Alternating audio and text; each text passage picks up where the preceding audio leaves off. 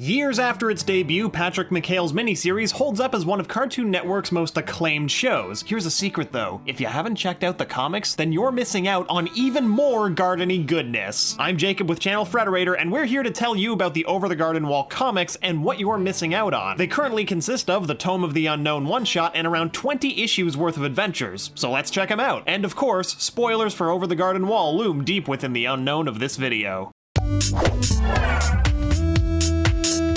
More Wirt and Greg being Wirt and Greg. Between Wirt's unprofoundly profound tortured poet cynicism and Greg's unwavering childhood optimism, the brothers have a really compelling dynamic that's always been ripe for further exploration. Seriously, it's like the series ripped two different characters out of two different shows and then dropped them into the unknown together. Wirt and Greg's relationship is the beating heart of Over the Garden Wall, and fortunately, the comic keeps it just as endearingly combative as the series. For a great exploration of that dynamic, check out The Hunt for Hero Frog in Volume 2. It opens with Wirt and Greg beat down and worn out, taking shelter at Gaunt's Inn after some unknown fiasco. When the innkeeper asks what happened to them, Wirt explains with typically Wirt wordiness and melodrama that they just had a really horrible encounter in the woods. Then Greg butts in to say how fun it was. They each have a completely different recollection of the situation, and we get flashbacks to the inciting incident from each brother's point of view. Greg looks back on it with rose-colored glasses, and Wirt remembers it in full HD bleakness. Wirt and Greg's dynamic has always worked as a microcosm of the tone of the series. On one side of the garden wall are the Lovecraftian existential nightmares, and on the other side, the Max Fleischer bubblegum daydreams. This story really put that motif front and center. By the end, it seems as though Wirt's recollection of the situation is what actually happened, which really makes you think back on the 8th episode of the miniseries, Babes in the Woods, and wonder, was all of that Cloud City stuff really what it appeared to be? And while we're already looking at the OG series in a new light, filling in the plot holes. Like a few hours of manual labor in Pottsfield, the show digs a few holes, plot holes. While it isn't critical to learn how exactly Greg and Wirt end up in some of the situations they do, it is a bummer knowing that we're not seeing their full journey. Well, bum no longer. Before the comics were serialized, show creator Patrick McHale put out a one-shot issue, Tome of the Unknown, which, rock fact, shares its name with the original short that the series was based on. Thanks to that comic, we can now fill up those holes, after the skeleton people come out of them, I mean. For instance, you know how episode 4 kicks off with our heroes hiding in some loon's hay bale? Well, that was actually the resolution to a storyline all its own. Don't Tell Papa is all about Wirt being a passive pushover and Beatrice repeatedly chastising him for it. Diving off a ledge into the carriage driver's cart is actually Wirt's big proactive move that proved Beatrice wrong, even though it was motivated out of the fear of the issue's monster of the week. When the carriage driver overhears Greg talking in the back, because Greg, that's when he concludes that the beast is upon him, hence the screaming in the episode. Or, hey, remember how Wirt and Greg take off on Fred the horse at the end of episode 4 and then begin episode 5 at their Uncle Endicott's house? The one-shot shows us what was happening in between there, too. Turns out Fred has no idea where Adelaide even lives and was straight up lying to the gang when he said that he did. Beatrice flies off in search for Plan B, which turns out to be going to Uncle Endicott's mansion for cash. But while she's gone, we get another great addition to the lore.